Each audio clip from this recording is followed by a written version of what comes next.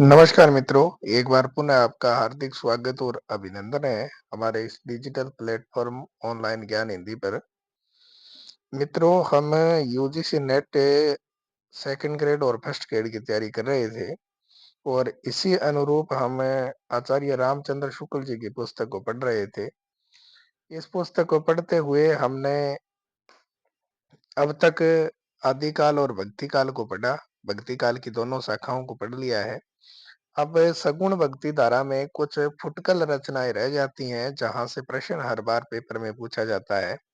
तो सबसे पहले तो आपने इस चैनल को सब्सक्राइब नहीं किया है तो सब्सक्राइब कर लें, बेल आइकन को प्रेस कर लें ताकि आगामी जो वीडियो है उसका नोटिफिकेशन आप लोगों को मिल जाएगा। तो शुरू करते हैं सगुण भक्ति धारा में जो फुटकल रचनाएं हैं उनको।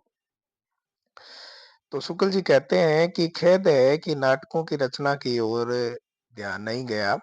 हृदय हृदय राम ने के भाषा अनुमान नाटक को नाटक नहीं कह सकते।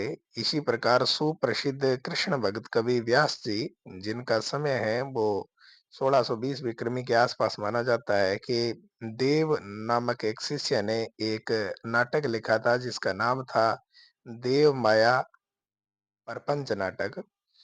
ये नाटक उन्होंने लिखा था। तो शुक्ल जी इस विषय में कहते हैं कि इसको भी हम नाटक नहीं कह सकते, केवल ज्ञान वार्ता कह सकते हैं।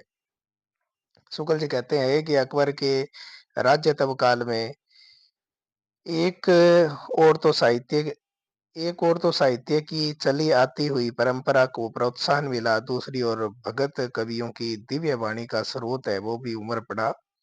इन दोनों की सम्मिलित विभूति से अकबर का राजत्व काल जगमगा उठा और साहित्य के इतिहास में उसका एक विशेष स्थान रहा। जिस काल में सूर तुलसी ऐसे भगत के अवतार तथा नरहरि गंग और रहीम ऐसे निपुण भावुक कवि दिखाई पड़े, उनके साहित्यिक गौरव को की ओर ध्यान जाना एक स्वाभाविक बात थी।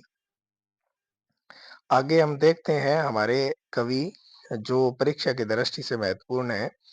तो इसमें कवि का नाम मिलता है कृपाराम। कृपाराम ने 1598 विक्रमी संवत के अनुरूप रीति के आधार पर एक रचना लिखी थी, हित तरंगिणी, जो हर बार नेट की परीक्षा में हो, चाहे फर्स्ट ग्रेड सेकंड ग्रेड में पूछा जाता है।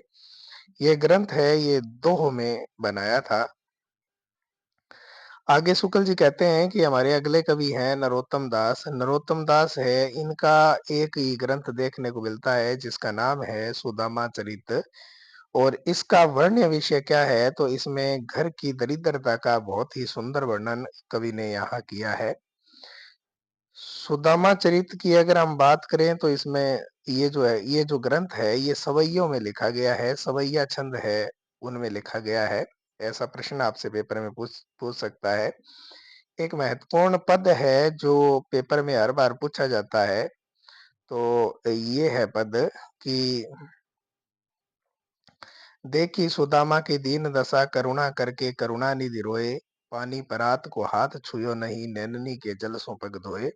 ये किसका कथन है, तो ये नरोत्तम दास जी का कथन है। शुक्ल जी कहते हैं ये नरोत्तम दास का कथन है जो बहुत अधिक महत्वपूर्ण है, नेट की परीक्षा में पूछा जाता है ये।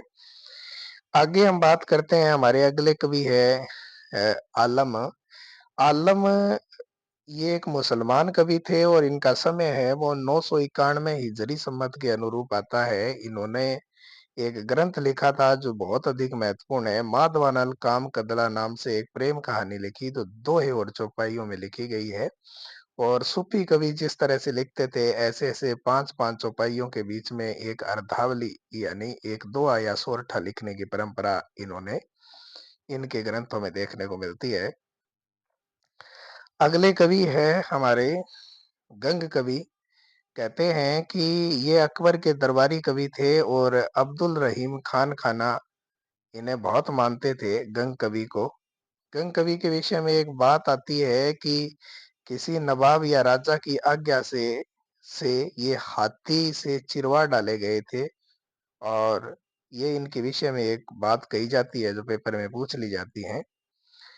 आगे हम बात करते हैं, शुक्ल जी कहते हैं कि गंग कवि बहुत ही निर्भीक होकर के अपनी बात कहते थे। वे अपने समय में नर काव्य करने वाले कवियों में श्रेष्ठ सबसे श्रेष्ठ है वो कवि माने जाते थे। इनके विषय में दास जी ने कहा भी था क्या कि तुलसी गंग दूं भैर सूकविन के सरदार। ये बहुत महत्वपूर्ण पंक्ति है जो पेपर में पूछी जाती है। आगे हम बात करते हैं हमारे अगले कवि की। शुक्ल जी कहते हैं हमारे अगले कवि हैं जिनका नाम है केशव दास। केशव दास जी ये कृष्ण दत्त के पौत्र थे और काशीनाथ के पुत्र थे। और इनका जो जन्म है वो 1612 विक्रमी संवत के करीब माना जाता है। मृत्यु 1674 ईस्वी के आसपास हुई। और छा नरेश महाराज राम के भाई इंद्रजीत सिंह की सभा में ये रहा करते थे। और इन्होंने जो ग्रंथ लिखे हैं वो ग्रंथ अलंकार से संबंधित ग्रंथ इन्होंने लिखे हैं। केशवदास जी संस्कृत के पंडित हैं। शास्त्रीय पद्धति से साहित्य चर्चा का प्रचार भाषा के पूर्ण रूप से करने की इच्छा करने के लिए ये स्वाभाविक थी। और कहते हैं शुक्ल जी कि चरखारी के मोहनलाल महतो ने सिंगारवत नामक एक ग्रंथ लिखा था जो सिंगार रस से संबंधित माना जाता है। इसके साथ साथ नरहरि कवि हुए। कवि के साथ अकबरी दरबार में जाने वाले एक कवि थे जिनका नाम था कर्णेश कवि। इन्होंने 3 प्रकार की रचनाएं लिखी थी। एक तो लिखा कर्णाभूषण भरण, एक लिखा था श्रुति भूषण और एक लिखा था भूभूषण। ये ग्रंथ बहुत अधिक महत्वपूर्ण है। ये अलंकार से संबंधी ग्रंथ माने जाते हैं और ये पेपर में हर बार प्रश्न है, यहाँ से पूछ लिया जाता है। अब आगे शुक्ल जी कहते हैं कि संस्कृत साहित्य शास्त्र में निरूपित काव्यांगों का पूरा परिचय नहीं करवाया गया है। यह काम केशव जी ने किया था। ये काव्य में अलंकार का स्थान है उसको प्रधान मानते थे और चमत्कारवादी कवि थे। जैसा कि उन्होंने स्वयं एक दोहे में कहा था। क्या कहा था कि जदपि सुजाति सुलक्षणी सुवरन श्रीस सुवरित भूषण बिनु न विराजई कविता वनिता मीत। ये इनका बहुत अधिक प्रसिद्ध जो है पद है। जो नेट जेआरएफ की परीक्षा हो चाहे ग्रेड फर्स्ट और सेकंड की परीक्षा हो उसमें ये सवाल पूछा जाता है कि ये किसकी परिभाषा दी गई है। आगे शुक्ल जी कहते हैं कि अलंकार के सामान्य और विशेष दो भेद करके उसके अंतर्गत वर्णन की प्रणाली ही नहीं वर्णन के विषय भी विषय भी ले लिए गए हैं। अलंकार शब्द का प्रयोग इन्होंने व्यापक अर्थ में किया है। वास्तविक अगर देखा जाए बात तो अलंकारों के लक्षण हैं वो इन्होंने दंडी का एक ग्रंथ है जिसका नाम है काव्यादरस से बहुत सी बातें हैं वो ली थी। इसके अलावा अमर कवि द्वारा रचित एक ग्रंथ है जिसका नाम है काव्य कल्पलता वृत्ति। और एक केशव मिश्र के द्वारा लिखा गया एक ग्रंथ है अलंकार शेखर। यहाँ से इन्होंने अलंकार से संबंधित सामग्री ली है।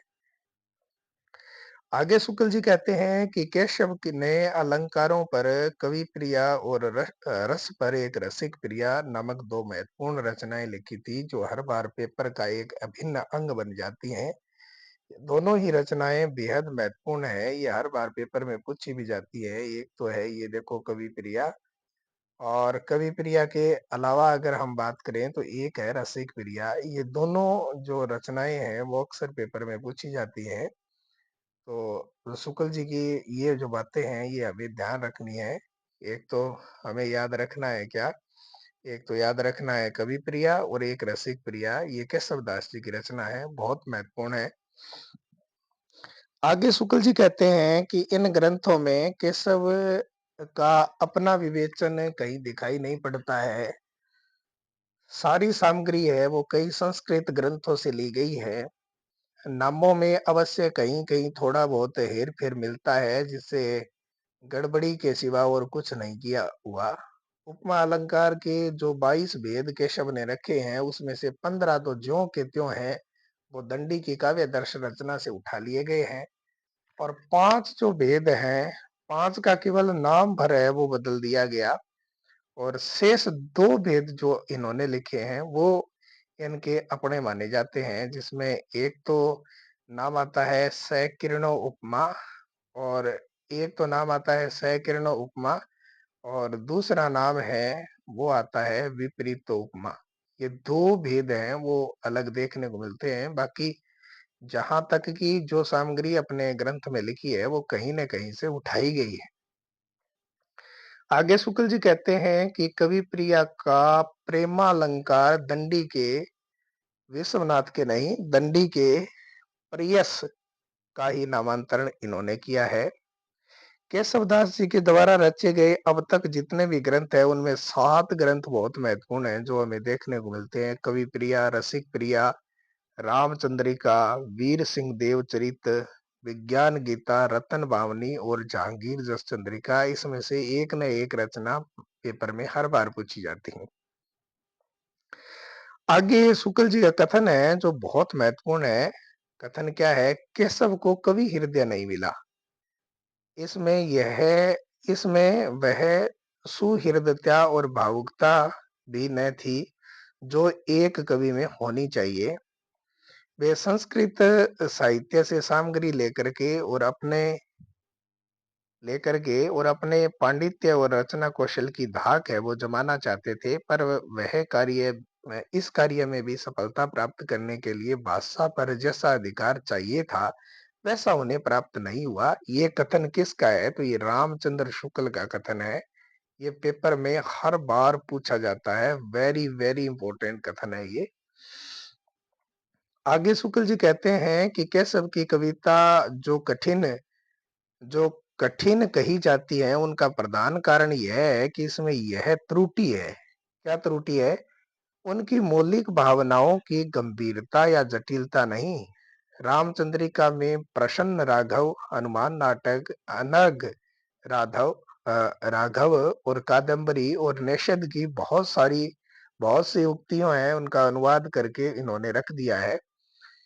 आगे शुक्ल जी कहते हैं कि केशव के 2 प्रबंधात्मक ग्रंथ मिलते हैं। दोनों प्रबंधात्मक ग्रंथों में एक तो वीर सिंह देवचरित और दूसरा रामचंद्रिका, जो बहुत अधिक महत्वपूर्ण है, पेपर में पूछे जाते हैं। आगे शुक्ल जी कहते हैं कि रामचंद्रिका अवश्य एक प्रसिद्ध ग्रंथ है, पर यह समझ रखना चाहिए कि केशव उक्ति वैचित्र्य और शब्द क्रीड़ा के प्रेमी थे। ये कथन है, ये पेपर में ऐसे का ऐसा पूछा जाता है। बहुत बार ये पेपर में पूछा जा चुका है कि केशव है वो उक्ति वैचित्र्य और शब्द क्रीड़ा के प्रेमी है। ये कथन किसका है? तो ये रामचंद्र शुक्ल जी का कथन है। जीवन के नाना गंभीर और मार्मिक पक्षों पर इनकी दृष्टि है वो नहीं नहीं थी। वे मुक्तक रचना के ही उपयुक्त थे, प्रबंध रचना के नहीं। प्रबंध पटुता उसमें कुछ भी नहीं थी, ऐसा शुक्ल जी केशवदास जी के विषय में लिखते हैं। आगे शुक्ल जी कहते हैं कि दृश्यों की स्थानगत विशेषता केशव की रचनाओं में ढूंढना है वो व्यर्थ की बात है। केशव के लिए प्राकृतिक दृश्यों में कोई आकर्षण नहीं था। आगे शुक्ल जी कहते हैं चारों ओर फैली हुई प्रकृति के नाना रूपों के साथ केशव के हृदय का सामंजस्य कुछ भी नहीं था।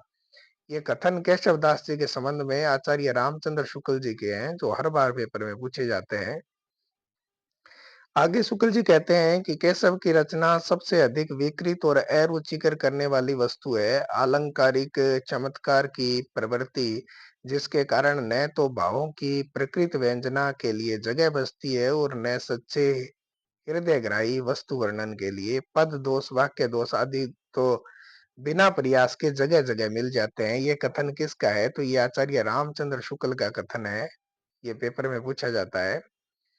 आगे शुक्ल जी कहते हैं कि रामचंद्रिका में केशव को सबसे अधिक है वो सफलता प्राप्त क्यों हुई? क्योंकि इनकी सफलता का एकमात्र स्रोत था वो क्या था? संवाद था। यानी रामचंद्रिका में जो संवाद दिया गया है इसके कारण केशवदास जी को प्रसिद्धि की प्राप्ति हुई। रामचंद्रिका और कवि प्रिया, ये जो दोनों रचनाएं हैं, इनका रचना काल जो है वो 1658 दिया गया है। केवल मास में ही अंतर देखने को मिलता है। आगे शुक्ल जी कहते हैं कि इनकी रसिक प्रिया जो रचना है वो रसिक प्रिया की रचना है वो प्रौढ़ है। विज्ञान गीता संस्कृत के प्रबोध चंद्रोदय नाटक के ढंग की पुस्तक है। रतन बावनी में इंद्रजीत के बड़े भाई रतन सिंह की वीरता का वर्णन है वो उन्होंने छप्य छंदों में किया है। यह वीर रस का एक अच्छा काव्य है। प्रबोध चंद्रोदय और रतन बावनी। विज्ञान गीता संस्कृत के प्रबोध चंद्रोदय नाटक के ढंग की लिखी गई पुस्तक है और रतन बावनी में रतन सिंह की वीरता का वर्णन है जो छप्यों में लिखा गया है। ये वीर रस का काव्य है, ऐसा शुक्ल जी कहते हैं। केशव की रचना में सूर तुलसी आदि किसी सरसता और तन्मयता चाहे न हो पर काव्यांगों का विस्तृत परिचय करवा करके उन्होंने आगे के लिए मार्ग खोला है।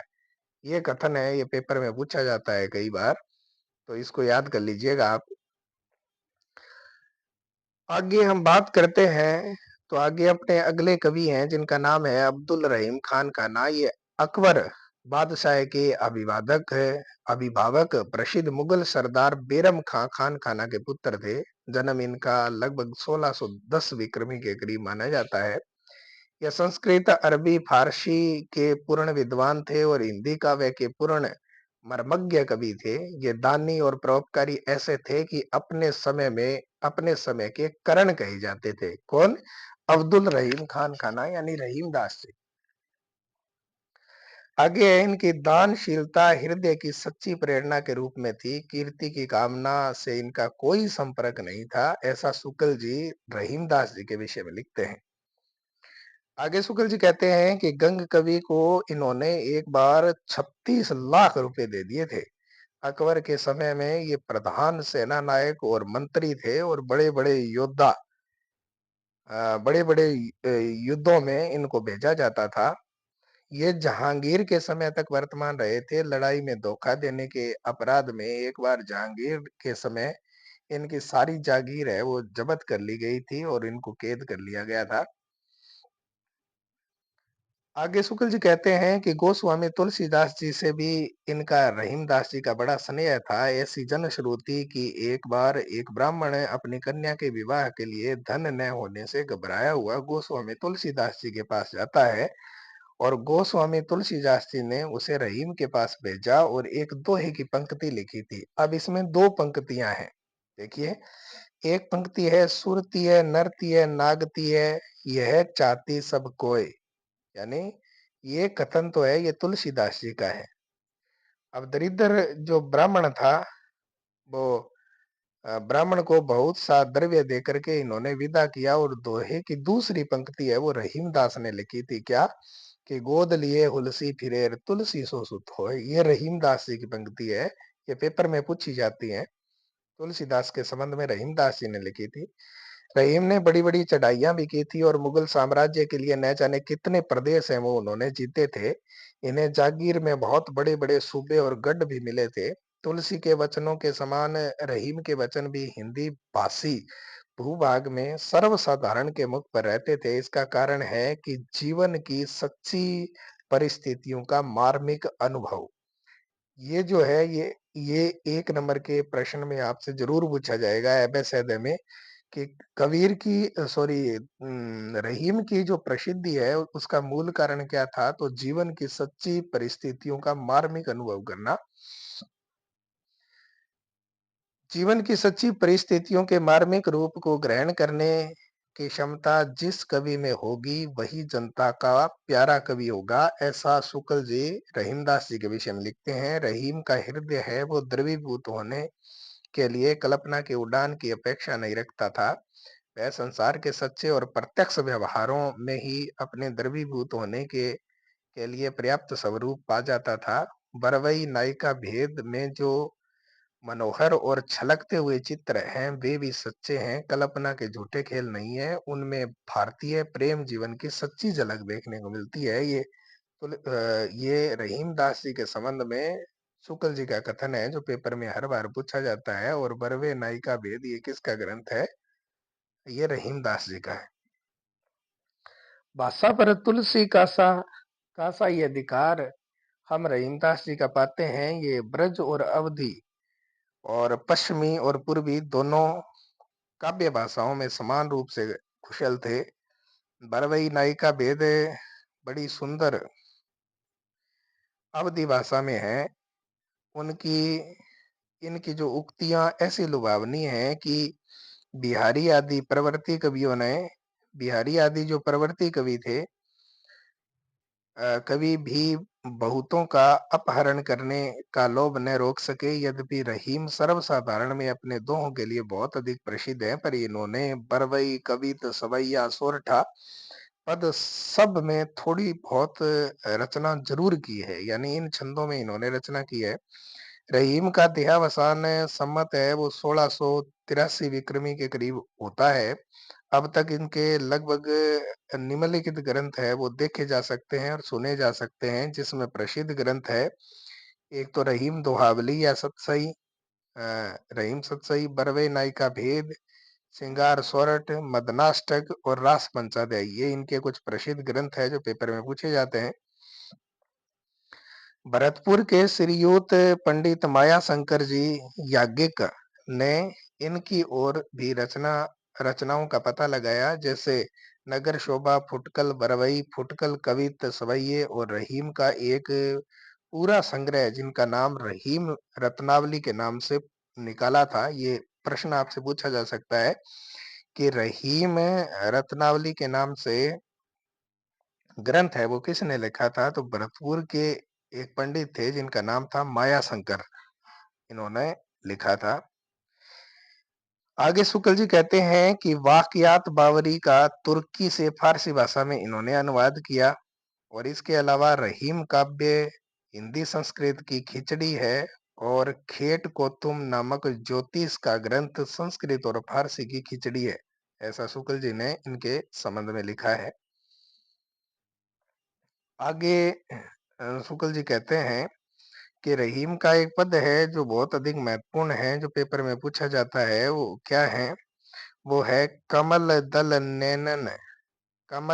नैनन की उन्मानी बिसरती नौही, बिसरती नाही सकी, मो मन ते मंद मंद मुस्कानी। ये जो पंक्ति है ये किसकी है? ये रहीम दास जी की पंक्ति है। ये पेपर में पूछी जा सकती है आपसे, तो इसको याद कर लीजिएगा। आगे शुक्ल जी कहते हैं कि हमारे अब अगले कवि है मुबारक, और मुबारक के विषय में हमें दो तथ्य याद करने हैं। इनके दो ग्रंथ देखने को मिलते हैं, एक तो अलग शतक है और एक तिलस्तक है। ये दोनों ग्रंथ महत्वपूर्ण है, ये पेपर में पूछे जाते हैं। आगे हमारे अगले कवि है बनारसी दास जैन। ये जौनपुर के रहने वाले थे और जैन जोहरी थे, जो आमेर में रहा करते थे। पिता का नाम था खड़ंग सेन। 1643 विक्रमी के करीब उत्पन्न हुए। 1698 तक अपना जीवन वृत्त है वो अर्ध कथानक नामक ग्रंथ में दिया है। तो ये प्रश्न है, ये पेपर में पूछा जाता है कि अर्ध कथानक नामक ग्रंथ है ये किसका है? बनारसी दास जैन का है। ये पेपर में पूछा जाता है, बहुत महत्वपूर्ण ग्रंथ है ये। अगले कवि है हमारे सेनापति। ये अनूप शहर के रहने वाले कान्य कुंज ब्राह्मण थे, और इनके गुरु का नाम हीरामणि दीक्षित था। इनका जन्म है वो विक्रम संवत 1646 के करीब हुआ था। ऋतु वर्णन तो इनके जैसा और किसी सिंगारी कवि ने किया ही नहीं था। ये कथन किसके संबंध में कहे गए हैं? तो ये सेनापति के संबंध में कहे गए हैं। और ये किसने कहे हैं? ये प्रश्न आपसे पूछे तो ये शुक्ल जी ने कहे हैं। बहुत महत्वपूर्ण लाइन है, मोस्ट इंपोर्टेंट, इसको लगा लीजिएगा, ये पेपर में ऐसी ऐसी पूछी जाएंगी। आगे इनके अलावा इनका एक ग्रंथ और भी मिलता है जिसका नाम कविता रत्नाकर है। ये ग्रंथ इनका मिलता है।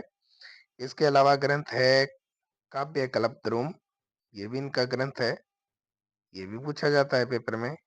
अगले कवि हैं पुहकर। ये मैनपुरी जिला के रहने वाले थे। इनका गांव था प्रतापपुर, ठीक है, और ये जहांगीर के समय में वर्तमान थे। और क्या हुआ कि कहते हैं जहांगीर ने किसी बात पर इन्हें आगरे के किले में कैद कर लिया था। फिर कारावास में इन्होंने रस रतन नामक एक ग्रंथ लिखा, तो जो विक्रम संवत 1673 में लिखा गया था, जिस पर प्रसन्न होकर के बादशाह ने इसे कारागार से मुक्त भी कर दिया था। इस ग्रंथ में रंभावती और सूरसेन की प्रेम कथा है वो कई छंदों में लिखी गई है। इसमें मुख्य तो दो छंद है, और चौपाई छंद है। प्रबंध काव्य की साहित्यिक पद्धति पर लिखी गई ये जो है ये पहली रचना मानी जा सकती है, ऐसा शुक्ल जी कहते हैं। आगे है, इस दृष्टि से रस रतन को हिंदी साहित्य में एक विशेष स्थान है, वो देना चाहिए। ये कथन किसका है? ये शुक्ल जी का है। ये पेपर में पूछा जा सकता है। आगे बात करते हैं कि ऐसी कल्पना किसी ऐतिहासिक और पौराणिक पुरुष या घटना का कुछ कभी-कभी अत्यंत अल्प सहारा लेकर के खड़ी की जाती हैं और कभी कहीं-कहीं तो केवल कुछ नाम ही ऐतिहासिक और पौराणिक देखने को मिलते हैं। वृत्त सारा कल्पित रहता है, जैसे ईश्वर दास की सत्यवती कथा। ये कथन किसके हैं? ये कथन शुक्ल जी के हैं।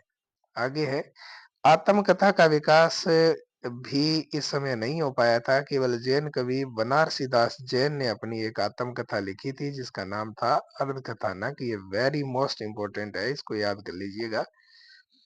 आगे कुछ ऐतिहासिक और पौराणिक ग्रंथ है वो देखने को मिलते हैं, जिसमें ऐतिहासिक और पौराणिक ग्रंथ में एक तो है रामचरितमानस तुलसीदास का, उसके बाद में रुक्मणी मंगल नरहरि का, एक रुक्मणी मंगल और लिखा गया ग्रंथ नंददास जी का, और एक सुदामा चरित नरोत्तम दास जी का ग्रंथ है। इसके अलावा कुछ कल्पित ग्रंथ है वो देखने को मिलते हैं। ढोला मारू राधुआ ये प्राचीन है, कल्लोल की रचना है। इसके बाद सत्यवती कथा ईश्वरदास की लिखी गई, माधवानल काम कंदला आलम की है, रस रतन पुहकर कवि की है। और आत्म कथात्मक रचना है वो केवल एक प्राप्त होती हैं, जो क्या है? अर्ध कथानक नाम से देखने को मिलती है, बनारसी दास जैन की है। अब आत्म कथात्मक उस समय लिखी गई एकमात्र रचना है, इसलिए ये बहुत इंपॉर्टेंट हो जाती है, बार बार पेपर में पूछी जाती है। आगे हम बात करें तो पौराणिक ग्रंथ दो और इम्पोर्टेंट है, एक तो रामचंद्रिका जो केशव दास की है, और वीर सिंह देवचरित ये भी केशव दास जी की है, ये पूछी जाती है पेपर में।